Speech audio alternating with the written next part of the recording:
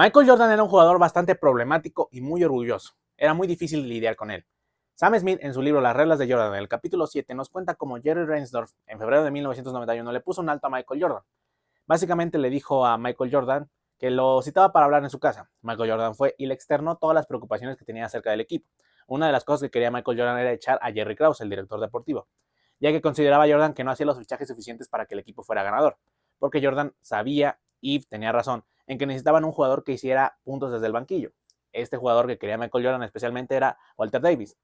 La negociación se había caído por diversos motivos y Jerry Reinsdorf le dijo a Michael Jordan que él no tenía por qué explicarle ni a él ni a ninguno de los jugadores del equipo qué pasaba en las negociaciones y por qué algunos jugadores no llegaban al equipo o se iban.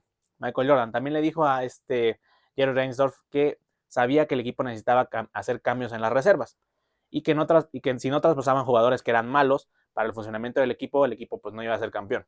Jerry Reinsdorf le dijo que muchas de las cosas que pasaban los Toros de Chicago en cuanto a las negociaciones eran culpa de Michael, ya que le especificó que si él seguía hablando mal de la directiva y sobre todo Jerry Krause, los otros equipos verían esto como un signo de debilidad en los Toros de Chicago y se aprovecharían de esta situación para conseguir negociaciones más ventajosas. Además, le dijo a Michael Jordan que él tenía un deber como capitán y que como capitán no podía salir a decir que el equipo no iba a ninguna parte, que no estaba funcionando o que algunos de sus compañeros eran malos o peores jugadores que él. Con lo cual, le dijo a Jordan que si él seguía diciendo que algunos de sus jugadores eran pues los peores de la NBA y unos jugadores que no valían la pena, pues qué equipo iba a querer fichar jugadores así. Con lo cual, Michael Jordan pues reflexionó acerca de esto y pues bueno, concluyó que Jerry Reinsdorf tenía razón, pero Michael Jordan seguía bastante incómodo con las declaraciones y con el funcionamiento del equipo, sobre todo en la cuestión de las reservas, las cuales pues no eran capaces de mantener la ventaja de los Toros de Chicago en algunos partidos, como por ejemplo en el partido contra los Spurs de San Antonio. En el partido contra los Spurs de San Antonio, los Toros de Chicago tenían una ventaja pues bastante considerable, de unos 10-15 puntos, pero al principio del último cuarto, del cuarto cuarto, entraron las reservas de los Toros de Chicago y ellos fueron incapaces de mantener la ventaja, mostrando así que Jordan tenía razón respecto a los reservas. Los reservas no podían mantener las ventajas que conseguía el equipo titular o los suplentes, con lo cual, pues bueno, los Toros de Chicago se complicaban partidos que no debían de complicarse. Esto sucedió en el siguiente partido contra los Mavericks de Dallas, en donde los Toros de Chicago se habían adelantado porque los Mavericks eran un equipo muy malo, pero gracias a las reservas y a su pésima actuación, los Toros de Chicago tuvieron que esforzarse de más en el último cuarto para poder mantener una ventaja de 11 puntos y así llevarse el partido. Bajo estas condiciones, los Toros de Chicago, pues bueno, tenían este problema, pero pues seguían ganando partidos. Y después seguía un punto álgido de la temporada, un punto importante contra los Lakers de Los Ángeles, uno de los partidos más importantes de la temporada, ya que juegan de visitantes contra uno de los mejores equipos en Los Ángeles. Con lo cual, antes del encuentro, Phil Jackson habló con su asistente con Bach, para decirle que iba a hablar con los jugadores. Y le dijo a los jugadores que no estaban unidos, que solo estaban pensando en ellos mismos y que así el equipo no iba a ir a ninguna parte. El partido fue bastante complicado para los Toros de Chicago, quienes perdieron porque, bueno, por las mismas fallas de siempre. Michael Jordan no pasaba la pelota lo suficiente, ni Scottie Pippen. Hubo jugadores que dieron una actuación bastante lamentable, como Will Perdue, al cual Michael Jordan ya le tenía puesta la cruz desde hace tiempo, incluso declaró que era innecesario pasarle la pelota ya que él no sabía qué hacer con ella. O el punto de que las reservas no sabían mantener la ventaja que quizás los Toros de Chicago llegaban a alcanzar en algún punto del partido. Con esto, los Toros de Chicago, pues bueno, siguieron en California, pero ahora fueron a enfrentarse a los Kings de Sacramento. En un partido bastante fácil en que los Toros de Chicago, pues bueno, arrasaron con los Kings. Se presentó otro incidente en la plantilla, con lo cual, pues bueno, se ejemplifica que la relación entre ellos era bastante complicada y que no estaban realmente unidos y que, bueno, todos querían pues matarse entre ellos. El entrenador Phil Jackson estaba hablando con ellos en una charla táctica, pues de estas de tiempo muerto, y les dijo que la táctica, la estrategia era pasarle la pelota al hombre que estuviera libre. Scottie Pippen le respondió que él siempre estaba libre y Phil Jackson le dijo algo así como que, bueno, aunque tú estés libre, nunca puedes anotar. Con lo cual, Scottie Pippen se abalanzó sobre Phil Jackson e intentó pegarle y tuvieron que separarlos bajo la estupefacción del público del estadio de Sacramento y de los otros jugadores y del cuerpo técnico y de todo el mundo. Incluso Bill Cartwright, un jugador que estaba lesionado entonces, declaró que era bastante maravilloso ver cómo estaban unidos. Pero bajo esta premisa, pues bueno, la temporada tenía que continuar y se venía uno de los partidos más importantes para los Toros de Chicago, contra su acérrimo rival, contra el que les estaba peleando el puesto del líder de conferencia, contra los Pistons de Detroit, no en Chicago, en el estadio de Auburn Hills en Detroit.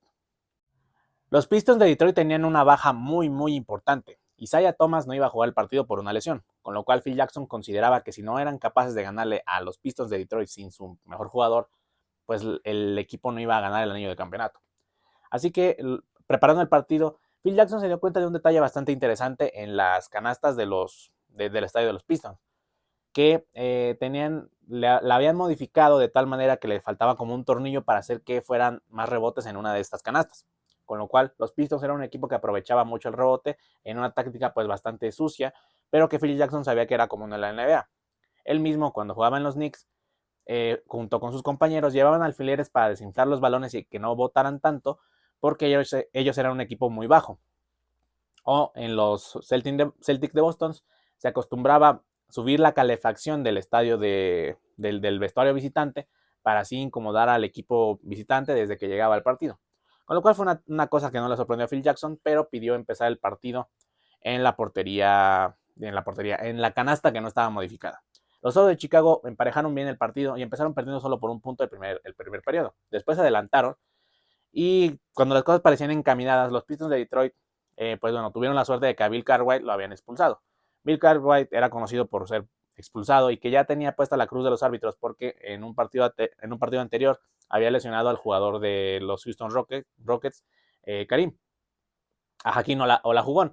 Entonces, pues bueno, fue expulsado, los Pistons se adelantaron y en un momento del partido estaban 87-82, faltando 4 minutos en el reloj y con los Pistons controlando el partido. Por lo que sea, el partido se siguió desarrollando y los Toros de Chicago se pusieron en ventaja gracias a que varias faltas bastante rigurosas fueron marcadas a su favor. Algún empujón que no se marcó, una falta que parecía que Jordan hacía, pero que en realidad se le hicieron a Jordan. Entonces Phil Jackson vio que había funcionado el hecho de que mandó un video a la NBA en donde pues se quejaba de que los Pistons de Detroit tenían barra libre con los Toros de Chicago y sobre todo para pegarle a Jordan, lo que se conoce como las reglas de Jordan o de Jordan Rules. Y pues bueno, bajo esas decisiones rigurosas y una remontada pues magnífica, los Toros de Chicago ganaron el partido 95-93 después de rigurosas faltas, como ya dijimos, y una voltereta en donde se lucieron Bill Armstrong, Horace Grant, Scottie Pippen y Michael Jordan. Un partido que les levantó la moral increíblemente, en donde Jordan anotó 30 puntos, Scottie Pippen 20 y Bill Armstrong hizo una actuación genial, ya que empezó a jugar con muchísima más confianza después de este partido, ya era un buen jugador, ya que en este partido neutralizó a jugadores como Dumars o como Vinnie Johnson y penetró muchísimo más a canasta, anotando en 4 ocasiones que le permitieron a los Toros de Chicago ganar el partido, ya que sin esos puntos, digamos, pues los Toros no iban a ganar ese encuentro. Después hubo una pausa del All-Star y pues bueno, en donde Jordan pues dio una buena actuación, pero bastante floja para lo que estamos acostumbrados y el jugador Hodge volvió a ganar el concurso de triples ya que él estaba buscando un contrato más largo y bueno, su única manera de hacerlo porque no estaba jugando era lucirse en el All-Star. Los Toros de Chicago habían llegado ya con 7 victorias consecutivas, destacadas actuaciones de Grant y de Armstrong, habían ganado 37 victorias y perdido 14 partidos, ya se habían distanciado de los Pistons en la clasificación de su conferencia, además de que Chicago ya había acumulado 16 victorias en casa, rompiendo la racha de la franquicia. Febrero había sido uno de los mejores meses de la historia de la franquicia, pero bueno, no todo es miel sobre hojuelas y en este momento de la temporada Scottie Pippen declaró ante los medios que quería irse del equipo ya que le habían prometido renegociar un contrato en diciembre, ya era febrero y no se lo había renegociado, además de que estaba molesto con la insistencia de la directiva de intentar traer a Tony Kukoc. Porque bueno, él decía, yo hago ganar a los Toros de Chicago ahorita, pero Tony Kukoc todavía no llega y parece que él ya es la estrella del equipo y no yo. En este punto de la temporada, pues Jackson estaba incómodo, ya que Pippen era una de las piezas que él consideraba vital para el funcionamiento del equipo. Y con este tipo de declaraciones, lo que buscaba Pippen era presionar a la directiva para que lo renovaran. Después tuvieron unas victorias fáciles ante Sacramento y ante Charlotte, y se venía un rival, pues bueno, de estos rivales duros. Los Celtics de Boston, que era un equipo que cuando llegó Jordan a la NBA, Jordan llegó en 1984 y bueno, era la década donde dominaban tanto los los Celtics de Larry Bird y los Lakers de Magic Johnson. Entonces, pues bueno, cuando llega Michael Jordan era impensable que los Toros de Chicago le ganaran a los Celtics por mucho margen. Este partido de los Toros de Chicago fue sublime y le ganaron por una ventaja muy, muy amplia a Boston.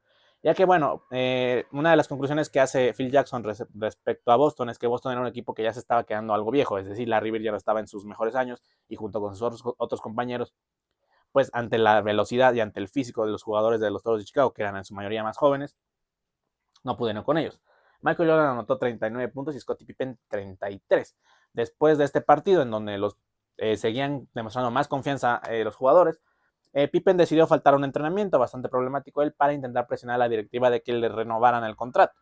Jerry Reinsdorf salió a declarar abiertamente que si él seguía con estas actitudes no le renovaría y que cuando llegara al final de su contrato en la temporada 1994, pues no le ofrecería mejores condiciones que las que le ofreciera otro club. Con lo cual Scottie Pippen y su representante, pues bueno, se calmaron un poco y decidieron seguir yendo a entrenar.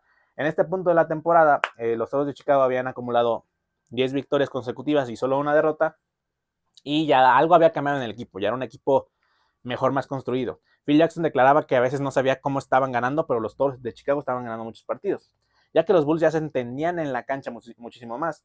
Y incluso Jordan ya pensaba diferente respecto a su equipo. Sabía que el baloncesto era un deporte de equipo y comparaba a sus Toros de Chicago con los Celtics de Boston de la década de Bill Russell, el cual era un equipo que no se llevaba especialmente bien, como los Toros de Chicago, que no hacían muchas cosas juntos, como los Toros de Chicago, pero que colectivamente funcionaba de manera genial. Era una especie de armonía, era una armonía colectiva, el cual, pues bueno, era un equipo poderoso y que dominó una década. Quizás aquí Michael Jordan se dio cuenta de que el proyecto de los Toros de Chicago estaba por buen camino y que seguramente, como ya todos sabemos, dominarían la década de 1990, pero la temporada aún no termina y siguen muchísimas más cosas. ¿Qué pasa en el resto de la temporada? Bueno, lo averiguaremos en los siguientes capítulos de esta serie, en donde yo repaso lo más importante que pasa en el libro de las reglas de Jordan de Sam Smith. Yo fui Mundo, espero que te haya gustado este video, nos vemos en una siguiente ocasión. Dale like, suscríbete, comenta y todo lo demás. Y nos vemos con más contenido y short todos los días. Adiós.